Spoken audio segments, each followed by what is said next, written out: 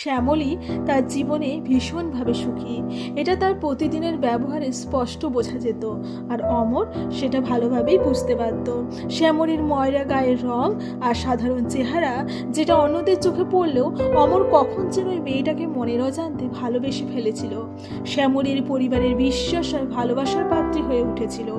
যদিও অমরের বড় ভাই সুরেশ আর সমরের স্ত্রীরা, যারা শ্যামলীর মতো একান্তভাবে শ্যামলীকে বুঝে উঠতে পারেনি, তাদের আচরণ থেকেই এটা অমর বুঝতে পারত। ডিসেম্বর মাসে স্কুলে ফাইনাল পরীক্ষা শেষ হয়েছে। দুই ভাই সুবীর আর সমর নিজেদের স্ত্রী এবং ছেলে মেয়েকে নিয়ে ছুটি কাটাতে বাইরে গেছে। এদিকে অমরও বাড়িতে নেই। সে তার পুরনো কোম্পানি ছেড়ে নতুন কোম্পানিতে জয়েন করেছে। অফিসের কাছে তাকে মাঝে মাঝে বাইরেও যেতে হয়। 8টা বাজে। শ্যামলীর শাশুড়ি ছোট বৌমাকে ডেকে বললেন, তোমার বাবা কেমন করছে, তাড়াতাড়ি দেখো। শ্যামলী রান্নাঘর থেকে তড়িঘড়ি করে বেরিয়ে এসে দৌড়ে গেল শ্বশুরমশাইয়ের ঘরে। বাবার মুখ দেখে তার মনে হলো অবস্থা ভালো নয়। শাশুড়ি মাকে টুকুর মায়ের কাছে রেখে শ্যামলী তাড়াতাড়ি অ্যাম্বুলেন্স ডেকে শ্বশুরমশাইকে নিয়ে হাসপাতালের পথে রওনা দিল। ডাক্তার ঘোষ, যিনি মুখার্জি বাড়ির ফ্যামিলির ফিজিশিয়ান, এসে বললেন, বিমলবাবুর অবস্থা খুব একটা ভালো নয়। প্রাথমিক চিকিৎসা করে দিয়েছি, এক্ষুনি আপনারা হাসপাতালে ভর্তি করুন, তা না হলে বিপদ হতে পারে। ওনার হার্টের অবস্থাও খুব কিন্তু ভালো নয়, উনি কিন্তু এখন স্বাভাবিক নেই, ওনার অবস্থা আরও খারাপ হতে পারে। আপনারা যত তাড়াতাড়ি সম্ভব ওনাকে হাসপাতালে নিয়ে যাওয়ার ব্যবস্থা করুন। শ্যামলী কোনো দিকে তাকানোর সময় পেল না। শ্বশুর মশাইকে নিয়ে একাই হাসপাতালের পথে ছুটে গেল। হাতে যতটুকু টাকা ছিল আর সঙ্গে তার সমস্ত গয়না নিয়ে বেরিয়ে পড়ল। তার একমাত্র উদ্দেশ্য ছিল যেভাবে হোক বাবাকে সুস্থ করে বাড়ি ফিরিয়ে আনা। শাশুড়ি মাকে টুকুর মায়ের কাছে রেখে শিবানী হাসপাতালে দরগড়ায় পৌঁছালো। বিমল বাবুকে ভর্তি করানো হলো বেসরকারি হাসপাতাল।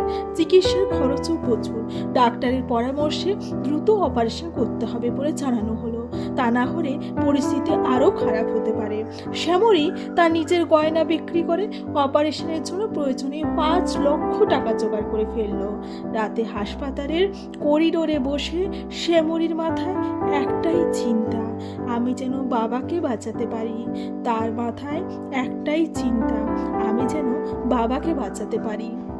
পরদিন সকালে খবর পেয়ে অমর ছুটে এলো। 7 দিন হাসপাতালে থেকে শ্যামলী আর অমর মিলে সব বিল মিটিয়ে বিমল বাবুকে সুস্থ করে বাড়ি ফিরিয়ে আনলো। এই সময়ের মধ্যে খবর পেয়ে সুরেশ, সমর এবং তাদের স্ত্রী সন্তানরাও বাড়িতে ফিরে এসেছিল। এখন সবাই শ্যামলীর প্রশংসায় পঞ্চমুখ। যারা এতদিন শ্যামলীর দিকে সন্দেহের চোখে তাকিয়েছিল, তারাই এখন তাকে সম্মানে কাছে টেনে নিচ্ছে। ছোট্ট বাচ্চা দুটো মিমি আর টিমি শ্যামলীকে দেখে আনন্দে চিৎকার করে বলে ওঠে, কাকিয়া। তারপর তাকে জড়িয়ে ধরে আদর করতে থাকে। সবাই যখন শ্যামলীর প্রশংসায় মগ্ন, তখন নন্দিনী দেবী শ্যামলীর শাশুড়ি অমরকে ডেকে বললেন, ছোট খোকা, তুই বলবি, তোর কাছে কিছু শোনার আছে।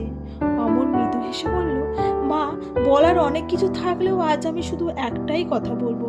সেদিন তোমার সিদ্ধান্ত পুরোপুরি সঠিক ছিল। শ্যামলী মুখার্জি বাড়ির উপযুক্ত ছোট বউ, তাকে চোখ বন্ধ করে ভরসা করা যায়। নন্দিনী দেবীর চোখে জল এসে গেল। তিনি শ্যামলীর দিকে তাকিয়ে বললেন, আমার মেয়েটা সত্যি আমাদের পরিবারের জন্য আশীর্বাদ। শ্যামলী কোনো উত্তর দিল না, শুধু তার চোখের কোণ থেকে বেরিয়ে এলো জল। এই অশ্রু যেন সুখের ভালোবাসার স্বীকৃতি। আজ সে জানে তার সেবা আর ভালোবাসার মূল্য কেউ না কেউ ঠিক একদিন বুঝবে। এই গল্পে শ্যামলীর ত্যাগ, ভালোবাসা, অমরের উপলব্ধি যেন একটা মিষ্টি সুরের মতো প্রতিদ্বন্দ্বিত হতে থাকে।